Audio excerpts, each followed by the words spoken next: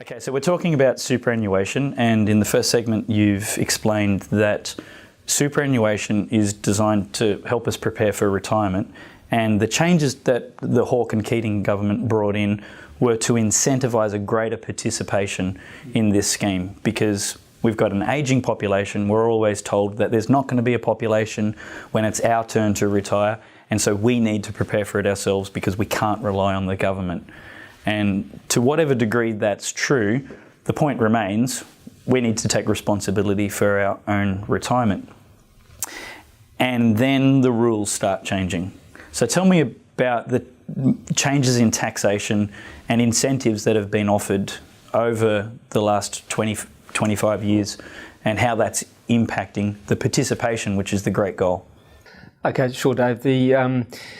I guess the 15% concessional tax system, which effectively applied throughout the late 80s and throughout the 90s and early 2000s, worked well as a framework to incentivise people to contribute extra money to superannuation funds, to leave their money in superannuation funds after they retire and draw it down as an income stream as opposed to lump sums.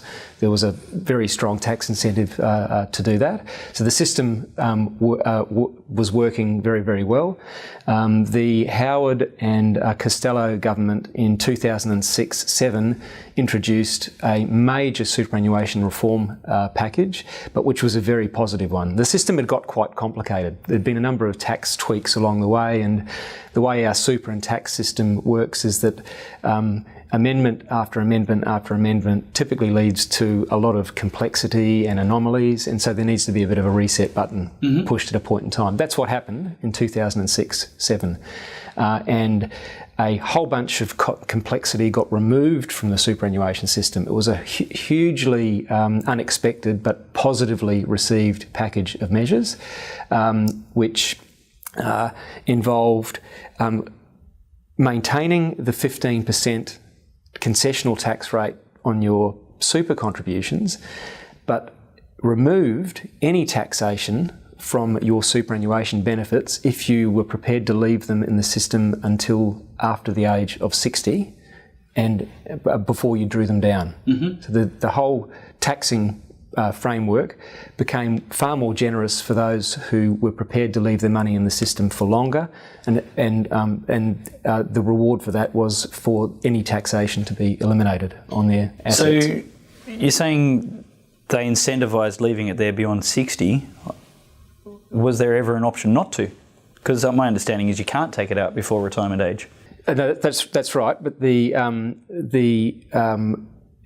previous age was 55. Okay. 60. So you still had the ability to access your money between the ages of 55 and 60. Right. But you'd pay a tax penalty. So if you left it in there for another 5 years and before you started to draw it out, there'd be no tax. And so the point of that, economically speaking, correct me if I'm wrong, is to encourage people to be productive for longer. More workers, more productivity, less people reliant on government, which again sounds like a smart idea.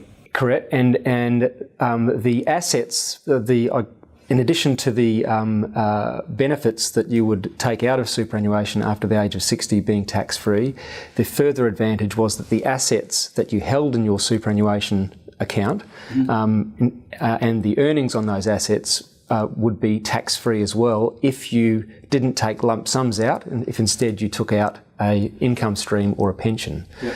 So you're leaving your money in that environment for longer, and the reward for that is that your earnings on those assets won't get taxed either, but you just have to take it out as a drip feed slowly. So it's a much more robust and it achieves the desired outcome. Absolutely.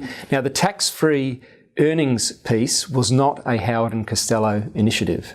It's been reported in the media in various forums that it was a Howard and Costello initiative, but it wasn't. The tax on the earnings piece was actually a legacy from the Hawke and Keating era. Okay. Absolutely. They had the same framework in place. They said, well, if you take your money out as a pension and not a lump sum when you retire, we'll give you a reward. The 15% tax that would otherwise have applied to your earnings will become zero. And so that was a a framework that the coalition government in 2006-7 preserved. Yep. The significant change was what happened to the money that you received personally out of your superannuation fund. Yep. It totally it simplified how superannuation worked, as I said, from a period where it had become quite complex. Yep. And so for the average consumer to understand how it worked was becoming increasingly challenging and very costly to get advice on. So it was a simplification measure that was needed, and that was we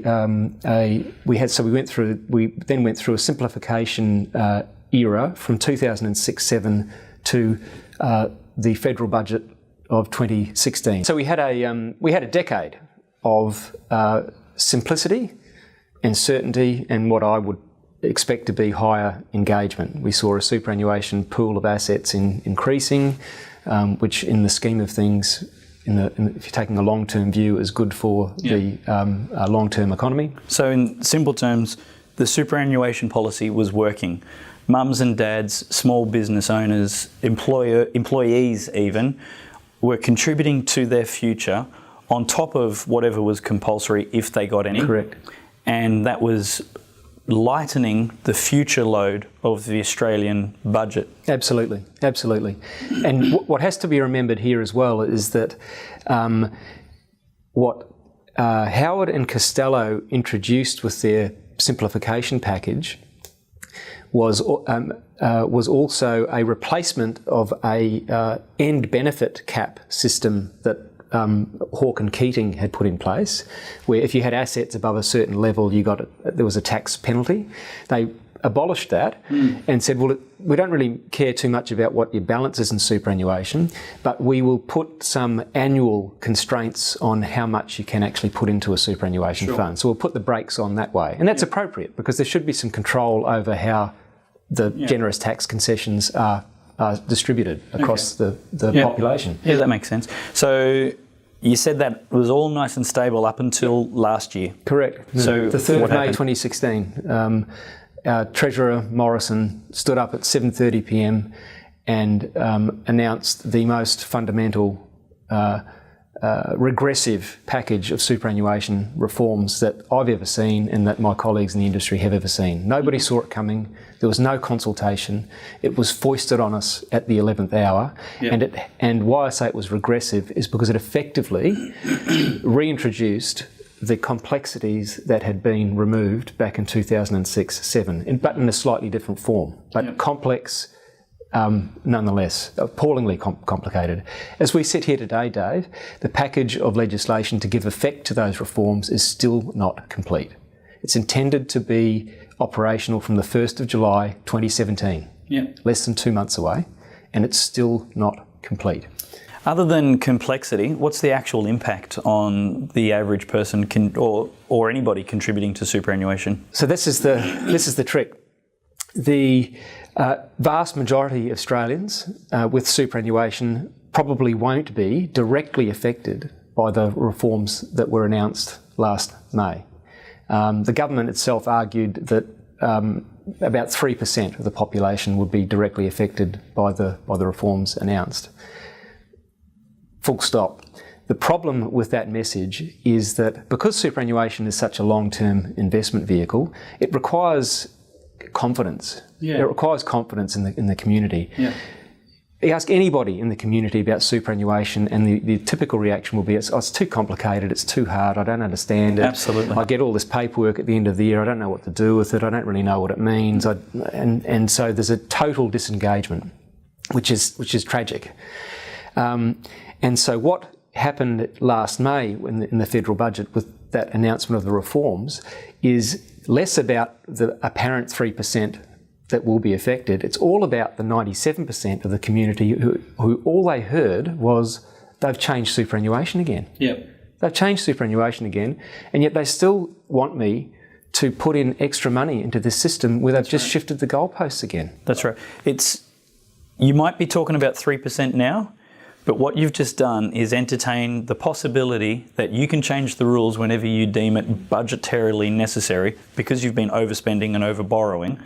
So to fix your budget problems, 10 years from now, it might not be 3%, it might be 30%. 20 years from now, it might be me.